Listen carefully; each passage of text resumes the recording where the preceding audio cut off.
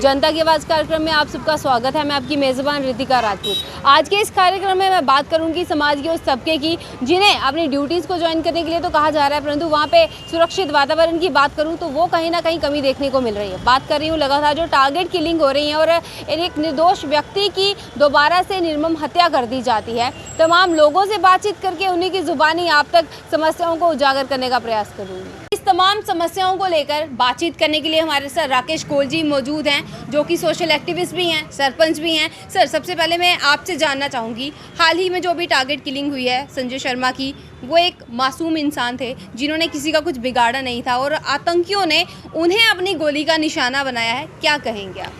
देखिए, बड़ी दुखद बात है ये, क्योंकि आप जब सुनते हैं तो मन बड़ा भारी हो जाता है। संजय शर्मा जी ने उन्होंने पलायन नहीं किया था, वो वहीं थे, उनके लोगों में ही बैठे थे, वहीं वो अपना ज़िंदगी गुजारते थे।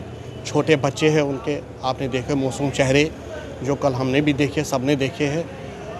जब 90 से ये हुआ तब से हमारी कम्युनिटी झेल रही है। कभी हमने इन 33 सालों में हमने कुछ सुख नहीं देखा है। हर वक्त गवर्नमेंट के आश्वासन पर ही रहे।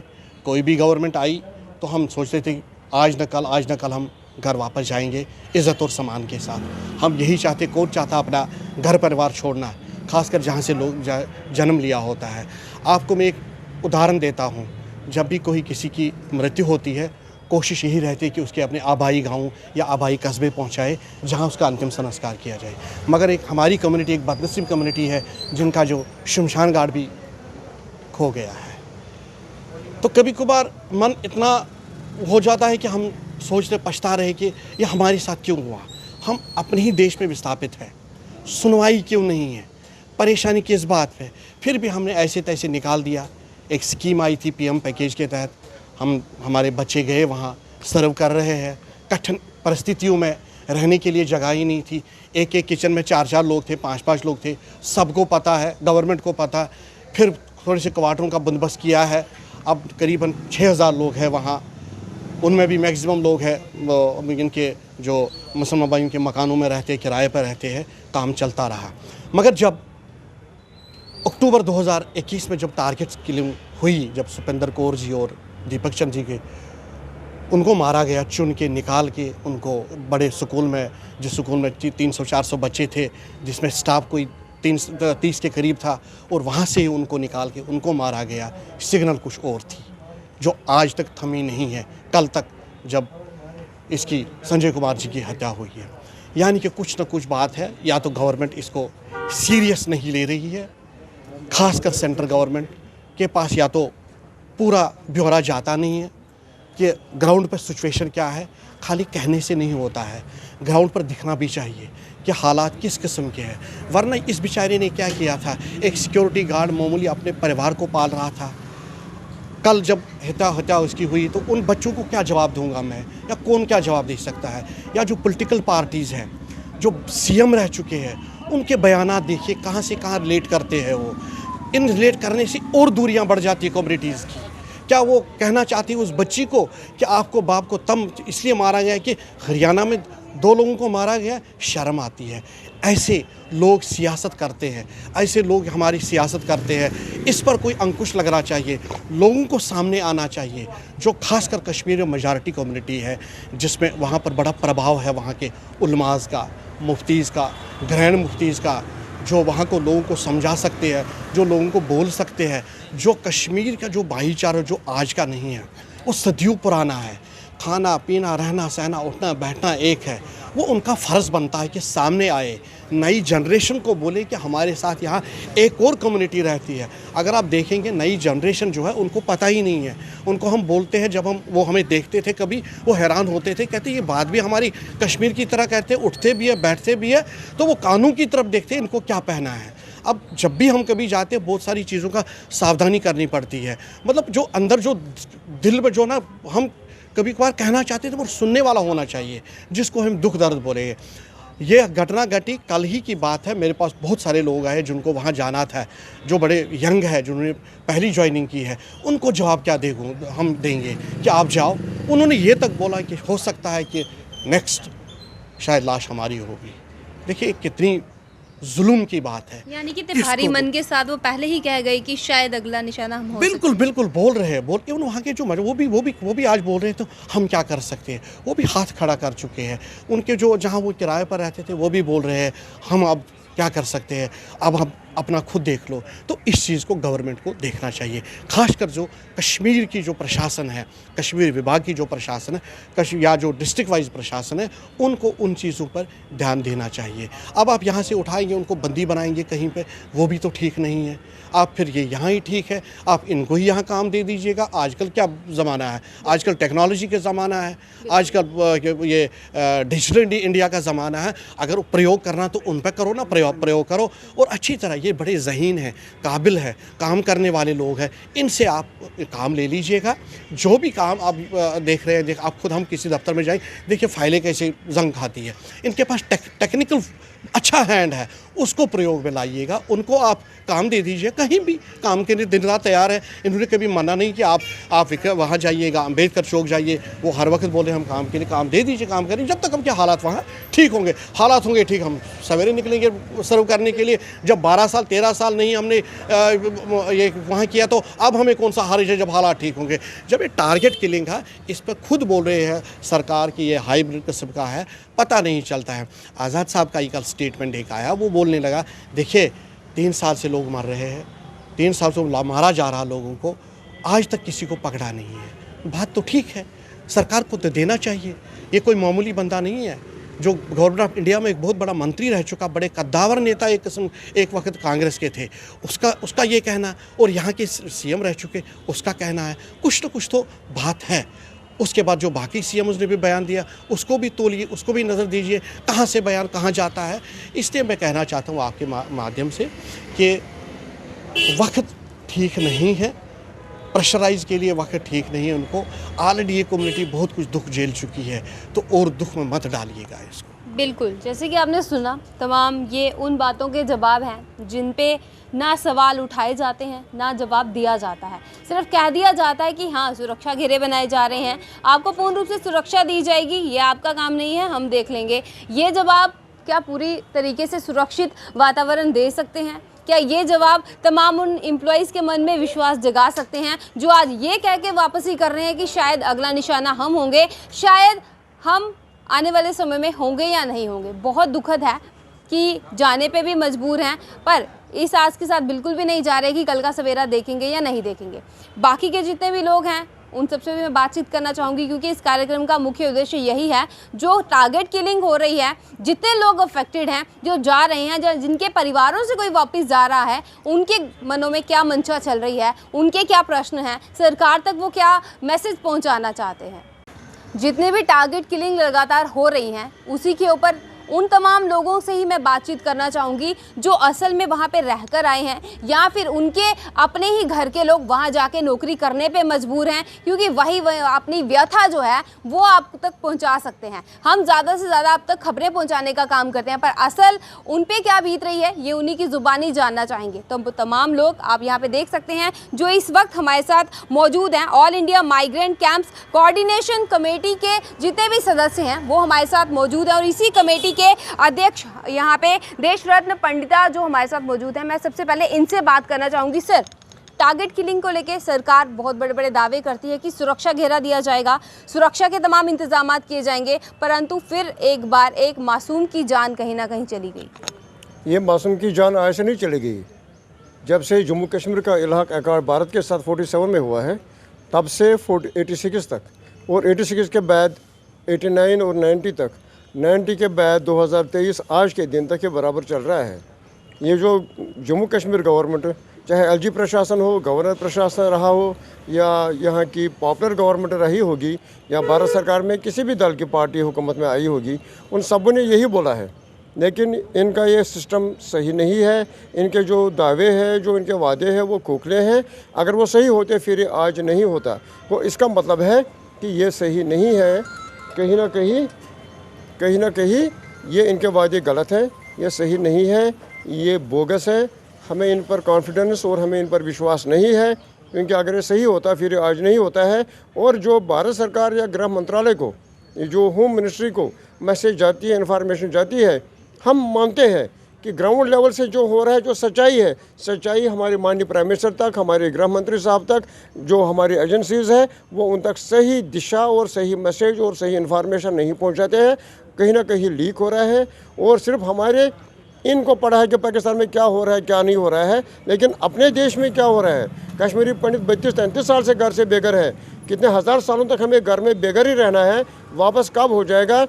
मुझे लगता है अभी भारत सरकार को कश्मीर की नीति को समझने के लिए, मेरे हिसाब से अगर ये जो आज की गवर्नमेंट है या उससे पहले मनमोहन साहब की सरकार थी या उससे पहले भी जो सरकारें रही है, 2000 साल इनको लग जाएंगे कश्मीर की नीति को समझने में। तो सर यहाँ पे सच्चाई की आपने बात की है कि सरकार तक शायद असल चेहरा जो है वो अंदर की जो बात है शायद वो नहीं पहुँच पाती है, तो मैं आपकी ज़ुबानी ज़रूर जानना चाहूँगी कि असल सच्चाई क्या है जो हमारी सरकार को नहीं दिख रही या फिर देखना नहीं चाहते। बिल्कुल मैडम जी, मैं आपके और आपका धन्यवाद करता हूँ, आपके गुलिस्तान चैनल का धन्यवाद करता हूँ। बहुत अच्छा क्वेश्चन आपने पूछा कि रियलिटी में क्या है, सच्चाई क्या है जो भारत सरकार तक या माननीय प्राइम मिनिस्टर साहब तक नहीं पहुँची है। सच्चाई ये है, जिन लोगों ने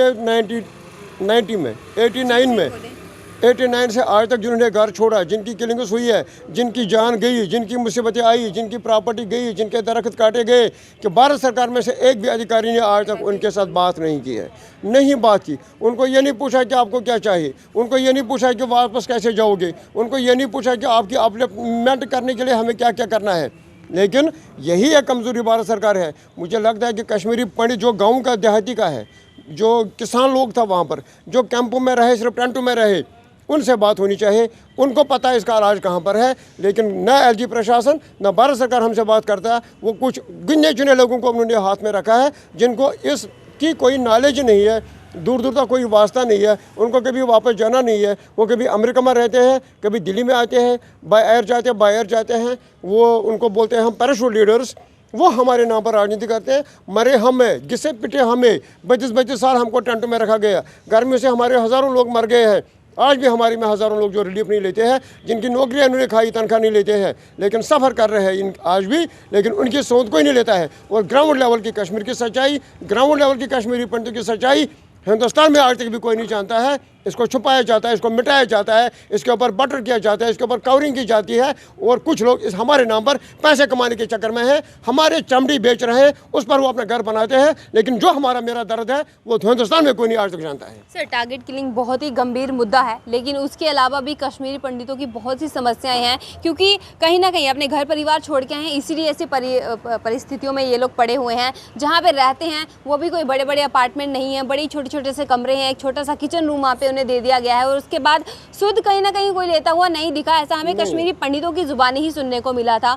तो सर, वहाँ से निकल के आए थे तो कहीं आस थी कि यहाँ पे सुरक्षित वातावरण मिलेगा, परंतु वापस जाने को कहा जा रहा है। आपको लगता है कि जस्टिस की जा रही है? नहीं, मुझे नहीं लगता कि जो आजकल परिस्थितियाँ है, जो हमें 33 साल में देखा, चाहे कोई भी दल सेंटर में आया होगा, कांग्रेस भी हमने देखा, जनता दल भी हमने देखा, भाजपा भी हम आज देख रहे हैं, एक भी बंदा हमारे पास नहीं आया। जो सारे कश्मीर जाते रहते हैं, सारे एक साल में 50-50 कैबिनेट मंत्री कश्मीर घाटी में घूम रहे हैं। हम नहीं कहते कि वहाँ नहीं जाना चाहे, वहाँ भी लोग रहते हैं, वो भी हमारे देश का हिस्सा है। लेकिन जो हमारे साथ सौतेली माँ का सलूक किया जाता है वो हम बर्दाश्त नहीं करते हैं। और हमें बड़ा फील हो रहा है इन चीज़ों का कि जब तक कश्मीरी पंडित मजबूत नहीं होगा, जब तक हमारा इकोनॉमिक सिस्टम ठीक नहीं होगा, जब तक हमारा पॉलिटिकल एम्पावरमेंट हमें वो माइलेज नहीं मिलेगी, तब तक हमारी बात कोई नहीं सुनेगा। और जो हमारे नाम पर बात करते हैं वो वास्तव में रियली कश्मीरी है नहीं, उनको कश्मीरी भाषा आती भी नहीं है, लेकिन उन्हीं को सपोर्ट किया जाता है, उनको ही उठाया जाता है, क्योंकि उनकी बात उनको फीड होती है। जो कि रियलिटी जो है, जो सच्चाई जो है, आज भी एक एक दाने के लिए कश्मीरी पंडित मोहताज है, जिनको आज तक एक भी पैसा नहीं होता है। लेकिन गलत प्रचार करके हमारे नाम पर राजनीति की जाती है। हम इसको कंडमनेशन करते हैं। जो कल टारगेट किलिंग होगी, जिनके छोटे छोटे बच्चे थे, इससे पहले भी हमारे शोपियान में हुआ। Shopian is a top militant hit area, 1990 से आज तक कंटिन्यू है। और पिछले बार भी जो हुआ था, लेकिन आज तक भी, तब भी बोला इन्होंने फौजियों ने या जो हमारे सिक्योरिटी जवान जो काम कर रहे हैं 24 घंटे, लेकिन वो बेचारे भी क्या करेंगे, जो कि गवर्नमेंट का सिस्टम ही सही नहीं है। कल भी एलजी साहब ने बोला था अब आगे नहीं होगा, फिर बोला अब इसके बाद नहीं होगा, अब बोलते हैं इसके बाद नहीं होगा। तो 32 साल से हम ये सुन रहे हैं कि अब नहीं होगा, अब नहीं होगा, अब नहीं होगा, तो फिर कंडमनेशन करते हैं। और मैं ये कहता हूँ कि हिंदुस्तान की जो राजनीति है, जो पोलिटिकल पार्टीज़ है, उनको भी ये नॉलेज नहीं है। जो आज हुकूमत में नहीं है, अपोजिशन में है, लेकिन अपोजिशन वालों को भी इस चीज़ की कोई नॉलेज नहीं है। वो जो देखते हैं वो बारों बार देखते हैं, अंदर जा के उनको देखना चाहिए रियलिटी क्या है। मैं एक बार फिर कहूँगा कि हमारे साथ सौतेले माँ का सलूक किया जा रहा है, सच्चाई को छुपाया जाता है। अब हम कोशिश कर रहे हैं कि सच्चाई की फिल्म हम बनाने खुद जा रहे हैं। हम सारे वर्ल्ड को दिखाएंगे कि सच क्या हो और झूठ क्या है, और हमारे नाम पर राजनीति बंद होनी चाहिए। जी सर, बिल्कुल मैं आपके पास भी वापस आऊंगी और बहुत से सवाल हैं जिनके जवाब कहीं ना कहीं हमें इन्हीं लोगों से मिल सकते हैं। समस्याओं के बारे में मैं बात कर रही हूँ, और जो एक इनोसेंट हमारे ही जम्मू कश्मीर के एक इनोसेंट व्यक्ति की जो किलिंग हुई है, बहुत ही निर्मम हत्या हुई है, उन्हीं के बारे में मैं यहाँ पे बातचीत करना चाहूँगी। अशोक रैना जी हमारे साथ मौजूद हैं। सर, यहाँ पे जो संजय शर्मा जो कि एक मासूम व्यक्ति थे, जिन्होंने शायद कभी हथियार उठाया भी नहीं होगा या कभी किसी को नुकसान भी नहीं पहुँचाया होगा, उनकी निर्मम हत्या की गई, इस पर आप क्या कहना चाहेंगे? देखिए मैडम जी, आपने आज टाइम निकाला हमारे लिए, और ये हमारे लिए सौभाग्य की बात है, क्योंकि आज तक कोई भी सरकारी अधिकारी या जैसा भी कोई रिलेटेड हमारी जो इसको सिक्योरिटी देने वाला हो, हमसे कभी नहीं मिला और हमसे कभी नहीं पूछा कि सिक्योरिटी अरेंजमेंट्स कैसे पुख्ता किए जा सकते हैं और कैसे हम लोगों को बचा सकते हैं। वो क्या करते हैं, जो उनको मिस इन्फॉर्मेशन कैंपेन बनाया गया है, ये मुझे पता ये कौन लोग हैं, ये लोकल वही कश्मीरी लोग हैं जो ये कराते भी हैं और एजेंसीज़ पे इसको थोप लेते हैं। पहले से देखा गया है, अगर मैं आज आपको रिपीट करूं तो हज़रत बल श्राइन में जब 7 मिलिटेंट फंसे थे, शायद आपकी उम्र इतनी नहीं है, तो उस वक्त वो कोई एजेंसी तो नहीं थी। जब चरारी शरीफ में मिलिटेंट्स फंस गए तो वो कोई एजेंसी नहीं थी। और जब हमारे आज भी संजय शर्मा जी को मारा गया, लोग खामोश तमाशाई बैठ के इसको न्यूज़ बना रहे हैं, इसका फ़ायदा उठा रहे हैं, इससे अपने हाथ गर्म कर रहे हैं। मुझे बताइए, ये जो दलीलें हैं ये कब तक चलेंगी, ये कब तक रुकेगा? ये जो इन्होंने बनाया, वहाँ पर एक बिज़नेस बनाया गया है। क्या एलजी साहब जो पैरामिलिट्री फोर्सेस हैं, इतनी आर्मी है, उसको भगाने पे तुले हुए हैं कि उसको और लाने चाहिए? अगर उसको एक व्यक्ति, एक कॉमन इंसान को वो सेफ्टी नहीं दे सकते, सिक्योरिटी नहीं दे सकता है, वो कैसे कह सकते हैं कि पीएम पैकेज के एम्प्लॉय आप जाओ वहाँ ज्वाइन कर लो? आप वहाँ क्या ज्वाइन करने जाएं, कहाँ जाएंगे ज्वाइन करने, जब वहाँ पे आम आदमी सुरक्षित नहीं है, जो निकला नहीं है वहाँ से, जो वहाँ बैठा है वो मारा जाता है और ना कोई सिक्योरिटी का इंतज़ाम है, लोग देख लेते हैं। और हमारे जो डीआईजी साहब खुद आके, हाँ जी आज एक व्यक्ति मरा, उसको गोली से मार दिया गया। मुझे बड़ा अफसोस है, कर क्या रहा है वो, उसने आगे के लिए क्या सोचा है? अच्छा मुझे बताइए, हमारे जगती में आपने अभी हमारे अध्यक्ष साहब से एक बड़ा अच्छा प्रश्न पूछा कि हमारे खस्ता हालत वाले जो हमारे जो ये अपार्टमेंट्स हैं, उनको अपार्टमेंट हम आपको बुलाएंगे, किसी वक्त हम आपको न्योता देंगे, आप उन अपार्टमेंट्स को देख लीजिएगा। कश्मीरी माइग्रेंट्स के लिए क्या किया इन्होंने इसी पे हुकूमत की और इसी को इन्होंने रोंदा, और आज भी हम रोंदे जा रहे हैं। कभी हमें कहा जा रहा है कि रिहेबिलिटेशन के लिए कश्मीर के लिए तैयारी करो, और कभी आपको जम्मू में जो हम टेम्परेरी रखेंगे। हमारे जो बेरोज़गारी हमारी है, आप देखिए हर एक घर में एक व्यक्ति कम से कम हमारा होना चाहिए था एम्प्लॉई, वो तक नहीं दिया। हमारा रिलीफ तक कम बढ़ाया नहीं गया। हमारे जो आप देखिए, हमारे जो इस वक्त जो पीएम पैकेज वाले हैं, ये हमने भेजे थे, चलो रिहेबिलिटेशन का काम शुरू हो जाए। इन पर भी गवर्नमेंट कोई भी इनको कोई सिक्योरिटी नहीं दे पा रहा है। जब इनको नहीं बचा पा रहे हैं तो यहाँ से कैसे वो कहते हैं हम रिहेबिलिटेट करेंगे? मुझे आप बताइए। और इसके बजाय क्या होता है, कुछ गिने चुने लोग इन्होंने रखे हैं, जैसे हमारे अध्यक्ष साहब ने बताया, और जो दिल्ली और अमेरिका में बैठे हैं, बॉम्बे में बैठे हैं, उनसे पूछते हैं भैया क्या करना है, उसको क्या पता है। तो जो व्यक्ति यहाँ रहता नहीं है, क्या वो यहाँ के मसलों को लेके, यहाँ की समस्याओं को लेके समाधान दे सकते हैं? दे सकते हैं, लेकिन देना नहीं चाहते हैं। ऐसी बात नहीं है। देखिए मैं आपको यहाँ पे बताऊँ, आप भी पढ़े लिखे हैं, समझदार हैं, जब तक आप किसी टनल में घुसेंगे नहीं, जब तक आप वहाँ रहेंगे नहीं, आपको वहाँ का दर्द कैसे समझ में आएगा?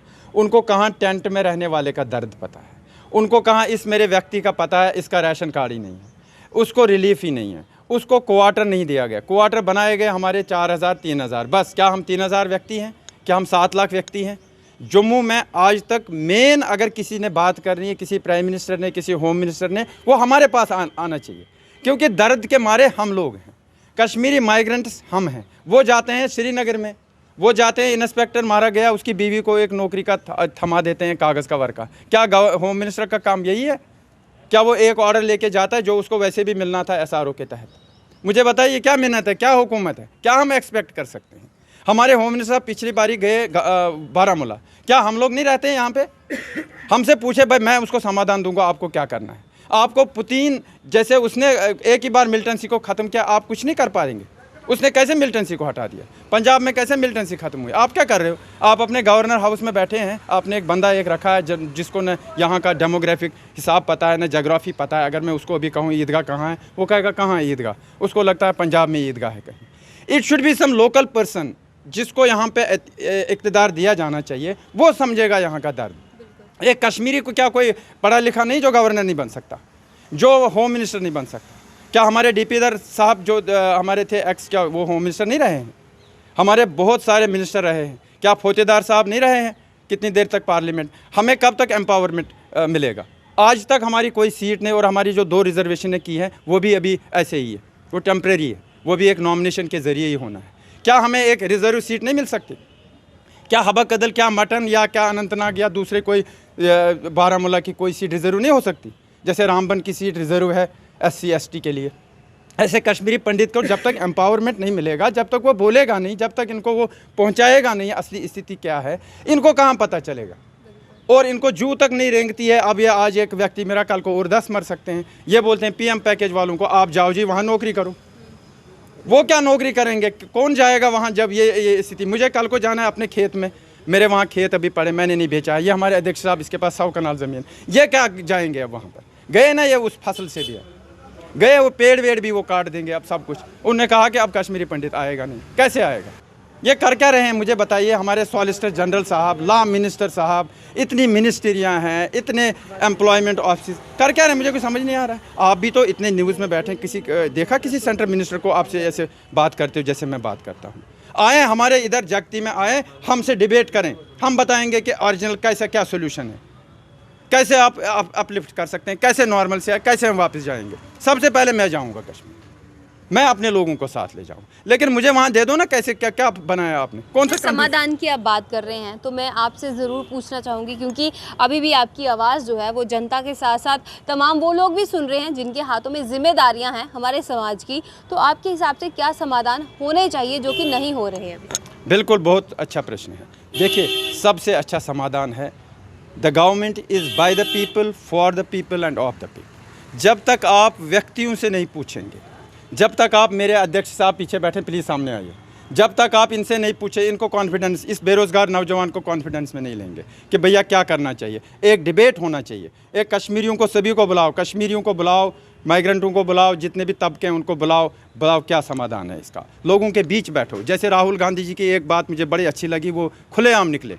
मैं खुद जाता हूँ, चलता हूँ खुलेआम, मरना तो एक दिन है, लेकिन इन लोग ये क्या 10 किलोमीटर पहले गाड़ियाँ बंद कर देंगे फिर चलेंगे। ये कोई हुकूमत है? ये कौन सी डेमोक्रेसी? मुझे बताइए, लॉ कहाँ है? फंडामेंटल राइट्स कहाँ हैं? अगर राइट टू वर्क है, कहाँ है राइट टू वर्क? कौन उस पर अमल कर रहा है? राइट टू हाउस, आपको मकान होना चाहिए, कहाँ है? मुझे बताइए। न्याय आपका, हमारे अटल जी ने बहुत अच्छी 3 बातें कही थी। न्याय फ्री होना चाहिए, एजुकेशन फ्री होनी चाहिए, और मेडिकल हमारा फ्री होना। ये 3 बेचारा चला गया ये बोल बोल के, लेकिन किसी ने इस पर अमल नहीं किया। कम से कम कुछ तो दे दो। क्या करोगे तुम? वोट लेकर करोगे क्या? तुम्हारे पास 425 सीटें थी, क्या किया आपने? मेजॉरिटी थी, आपने किन किन का दिल जीता है? मुझे बताइए, कितने नौजवान कश्मीर में J&K में लगाए नौकरियों में? समाधान यही है, नौकरी में लगाओ, इंडस्ट्रियां यहाँ पे खोलो। यहाँ पे हमारी माइग्रेंट ऑर्गेनाइजेशन नाराज़ है आपसे, पहले तो यही वोट आपसे गए। आप बकरवालों को जा रहे हो, अब जेने वहाँ क्या मिलेगा?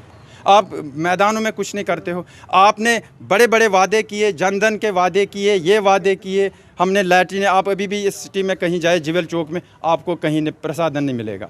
आपने क्या, आप जंगलों में जा रहे खोद करने काम, जो करना चाहिए वो नहीं कर रहे हैं। मुझे बताया, आपका सही है समाधान यही हो सकता है, जब तक लोगों को कॉन्फिडेंस में नहीं लेना चाहिए, ले लेंगे, उनसे पूछेंगे, उनसे समाधान लेंगे। जो बड़े बड़े बुद्धिजीवी हैं उनसे, उनको सामने रख के आपको रिक्रूटमेंट ड्राइव्स लाने चाहिए। जैसे कश्मीर में मैं आपको याद दिला दूं, स्टेट बैंक में जब स्टेट बैंक नहीं खोलने दे रहे थे, पंजाब नेशनल बैंक नहीं खोलने दे रहे थे, BSNL नहीं खोलने दे रहे, उन्होंने रिक्रूटमेंट ड्राइव्स किए। एजीज ऑफिस में रिक्रूटमेंट ड्राइव खोलो, आपने बोर्डों के आप पर क्यों आप लगाओ 10,000 लोगों को एट ए टाइम, क्यों नहीं लगा? पढ़े लिखे लोग हैं सारे, कश्मीरी माइग्रेंट्स पढ़े लिखे हैं। जम्मू के भी आज इतनी पढ़ाई, आप देखिए जूस बेच रहा है कोई MA B.Ed करके। मैं परसों हैरान हो गया हूँ, एक ने बॉटनी में MSc किया है, वो अनाउंसर के पोस्ट पे है। क्या बनेगा इस देश का? आपका टैलेंट ज़ाया हो रहा है। ये हमारे प्रेसिडेंट साहब, ये डॉक्टर हैं, आपको मैं बताऊँ पेशे से, लेकिन इनको नौकरी नहीं मिली, इनकी नौकरी खाई। आप जब तक हीलिंग टच, जब तक किसी के दिल में झांकेंगे नहीं, जब तक एक कॉमन इंसान से पूछेंगे नहीं, जब तक हमारे जो लीडर्स हमने भी चुने हैं, हमारे भी 10 ऑर्गेनाइजेशन हैं, उनसे बात नहीं करोगे, उनसे बुलाओगे नहीं, एक टेबल पे नहीं बिठाओगे। मैं ये नहीं कह रहा हूँ कश्मीरियों को भी लिया, वो भी हमारे भाई हैं वहाँ पे जो भी हैं। आज हमारा वहाँ भाई था, वो माइग्रेंट नहीं था, लेकिन वो हमारा ही भाई था, मारा गया वहाँ पे। अब वो हमारे लिए एक और प्रश्न चिन्ह लग गया। इस गवर्नर साहब कब तक जवाब देता रहे? बिल्कुल सर, बहुत सी समस्याएं हैं, बहुत सी ऐसी बातें हैं जिनके जवाब नहीं मिल पा रहे और पीड़ा भी ऐसी है जिसे शायद शब्दों में भी हम बयान नहीं कर सकते। सर, मैं आपसे भी ज़रूर जानना चाहेंगे, अभी हमारे साथ अनिल कुमार मेहता जी मौजूद हैं बात करने के लिए। सर, आपसे जानना चाहेंगे, जितने भी एम्प्लॉयज़ इस वक्त कश्मीर में जिनकी पोस्टिंग की गई है, आप ही के परिवार के बच्चे हैं ज़्यादातर जो वहाँ पे जाके काम करने के लिए उन्हें कहा जाता है कि आप जाइए ड्यूटीज़ को ज्वाइन कीजिए, तो आप क्या कहते हैं, आपकी क्या मंशा है कि सच में सिक्योर एनवायरनमेंट है कि बच्चे वहाँ जाके काम कर सकें? मैडम, सिक्योरिटी के लिहाज से देखिए, आप सिक्योर तो वहाँ बिल्कुल नहीं है, क्योंकि ये पिछले 2-3 साल से नहीं, ये पिछले 32 साल से ये टारगेट किलिंग ऐसे चल रही है मैडम। तो ये गवर्नमेंट बिल्कुल मैडम इसमें फेल है मैडम, खास करके एलजी सरकार जो है हमारी, ये तो बिल्कुल फेल ही है madam. Sir, LG Manoj Sinha से जब भी बात करते हैं उनसे प्रश्न भी किया गया था कि एम्प्लॉयज़ प्रदर्शन कर रहे हैं, सुरक्षा की मांग कर रहे हैं, तो ऐसे में एलजी मनोज सिन्हा की तरफ से कहा गया था कि वहाँ पे बिल्डिंग्स भी क्रिएट करी जा रही हैं, सुरक्षा को भी ध्यान में रखा जा रहा है, सिक्योर एनवायरनमेंट भी दिया जा रहा है, आप जाएँ और रीज्वाइन करें, आपको सुरक्षित वातावरण मिलेगा। परंतु अब भी जाके दोबारा से टारगेट किलिंग हो जाती है, तो इसमें कितनी सच्चाई है, क्योंकि आप लोग वहाँ टच में हैं, आप लोग ज़्यादा जानते हैं। एक्चुअली जो मैडम कल ये टारगेट किलिंग हुई है, तो उस पर मैं कहना चाहता हूँ कि तब कहाँ थी एलजी की गवर्नमेंट मैडम। बाकी जो क्वार्टर वगैरह बन रहे हैं वो सब मैं ऐसे दिखावे के लिए, ये सब झूठ है, ये गवर्नमेंट बिल्कुल फेल है। तो सुरक्षा किस प्रकार की है वहाँ पे, असल में क्या है? सुरक्षा नहीं, कोई सुरक्षा नहीं है मैडम, ये फेल है सब, यानी कि सुरक्षा की दृष्टि से नहीं है। जी जी। तो क्या एम्प्लॉयज़ वहाँ पे जाके इस तरीके से खुलेआम कर सकते हैं? नहीं मैडम, ये सेफ नहीं है वहाँ पे। नहीं, ये सेफ नहीं। आप क्या मांग करना चाहते हैं सरकार से, असल तस्वीर क्या दिखाना मेरी बात नहीं है, जब ये राहुल भट्ट की किलिंग हुई थी, फर्स्ट किलिंग जब राहुल भट्ट की हुई थी, वो एक ऑफिस में जाके उनको मतलब नाम पूछ के, आधार कार्ड चेक करके, क्या वहाँ पे सिक्योरिटी नहीं थी? सिक्योरिटी तो थी मैडम वहाँ पे, तो उन्होंने क्यों नहीं कोई मतलब कार्रवाई की तब? तो इस लिहाज से यानी कि सुरक्षा के इंतजाम है, परंतु उसके बावजूद भी सुरक्षित नहीं है वहाँ पे एम्प्लॉयज़। ये शोपियान का मैडम एक वाक़ा है, जहाँ चौधरी गुंड है, वहाँ आर्मी का इतना बड़ा कैंप है मैडम, और उनको भी सिक्योरिटी थी, उनको घर के आंगन में मारा गया मैडम, वहाँ पे भी तो सिक्योरिटी थी मैडम, उन्होंने कुछ नहीं किया तब। हाँ।